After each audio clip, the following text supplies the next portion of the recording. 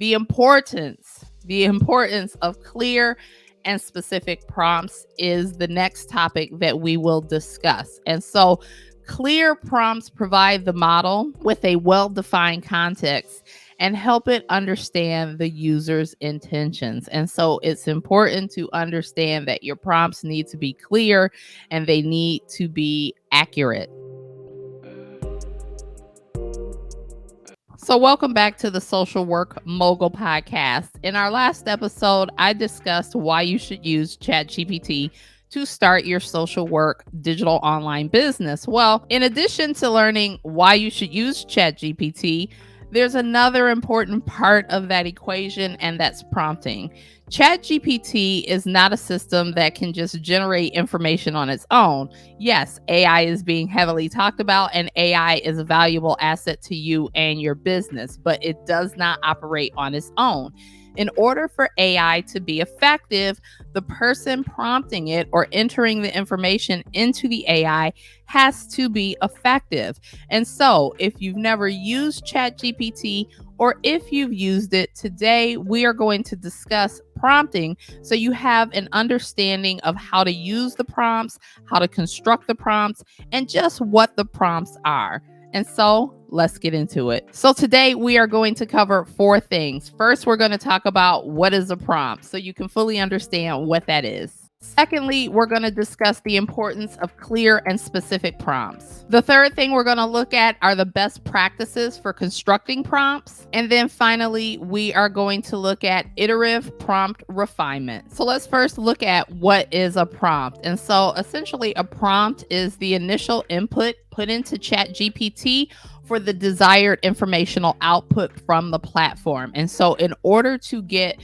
the ideal information you're looking for, you have to enter a prompt, because guess what? It's not going to do it on its own. Now, when we're talking about what is a prompt, we also have to look at prompt construction. So prompt construction is important. Prompt construction can include a few words. It can include a sentence. It can also include a paragraph based on the information that you're trying to get back. It's really going to be about the complexity of that interaction between you and the ChatGPT platform. Another thing we want to look at when we're talking about what is a prompt is the purpose of a prompt. Prompts act as instructions for the AI model. So essentially, they influence the nature and direction that the conversation that you're having with the AI model will go. So when we're looking at what is a prompt, you want to remember that the prompt is the initial input that you put into the system.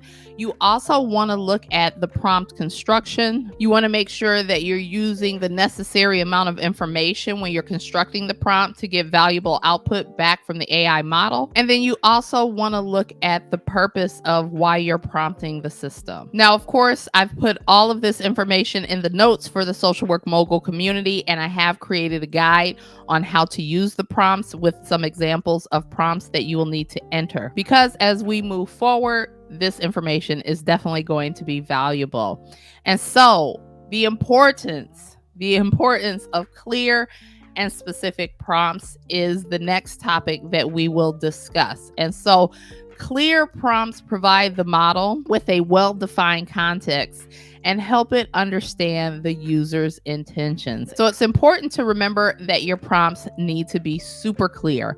They also need to be specific. And so specific prompts prevent ambiguous information or irrelevant responses from the AI model, which is ChatGPT that we're talking about. You want to make sure that the information you're giving it provides you the desired results and outcome that you're looking for. And so that's why it's super important to be specific. You also want to have a well-constructed prompt. And so well-constructed prompts lead to more accurate and useful outputs, saving time and enhancing the quality of the interaction between you and that AI model. And so that's important to understand. So again, you want your prompt to be clear, you want it to be specific, and you want it to be well constructed. One of the third things we're going to look at are the best practices for constructing a prompt. And so some of the best practices is you want to be explicit in your prompting.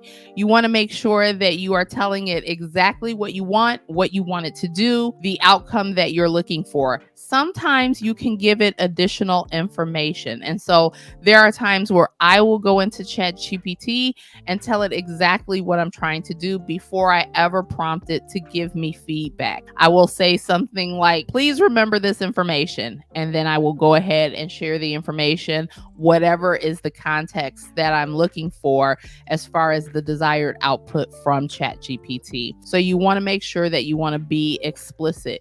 You also want to make sure that you provide context, right? And so sometimes I will write something and I will say, include a clear introduction, middle, and conclusion. And then I might say something like, also include elements of humor, right? And so this is providing context to ChatGPT so it can not only give you the output that you're looking for, but it can put the spin on it that you want. After that, you want to specify the formats or the constraints for the ChatGPT. So again, I just discussed this when I talked about saying that you wanted to have a clear introduction, middle, and end.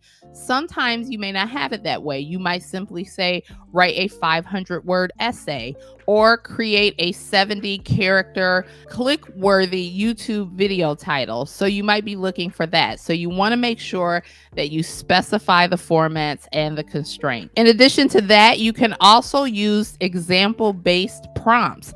So again, I said this a few minutes ago, you can put an example of what you want ChatGPT's output to look like for you before you ever prompt it with the specific information that you're giving it. And so you can definitely give an example of the type of output that you want.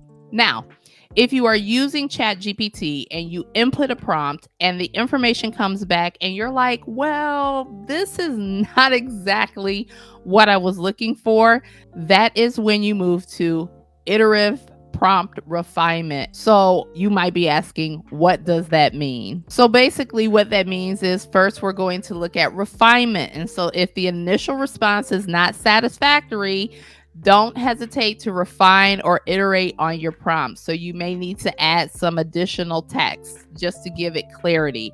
You may need to take some text away because you've given it too much information, right? And you need to wait till the next time that you enter that to add that additional information, right? Because once you start a thread on ChatGPT, it does remember what you previously entered and can continue to build on it through that conversational thread that you have. In addition to that, you want to experiment with your prompts. And so adjust the wording, adding more context or modifying the instructions to guide the model more effectively. Also, you want to learn. So you want to go on YouTube and look at other people's videos that talked about what's called prompt engineering.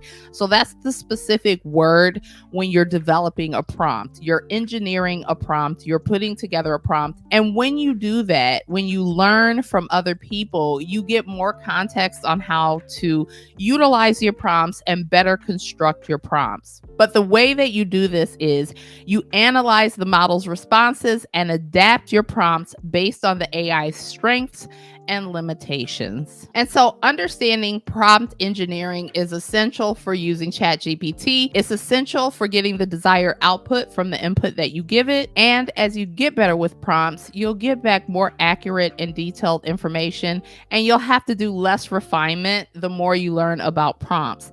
Now, to help you out inside of the Social Work Mogul community, I have a bunch of resources that you can utilize to help you with your prompt construction and help you with learning about prompts. So for my moguls, that information is there for you right after this video ends. It'll be there. And if you're not a mogul, then consider joining the Social Work Mogul community. Again, I have a link to that community down in the description box below. But thank you for watching this video on the Social Work Mogul podcast, home of the 7-figure social work movement. Until next time, this is your girl Michelle saying, stop waiting. The time is now. Start your social work digital online business by becoming a social work mogul. Bye for now.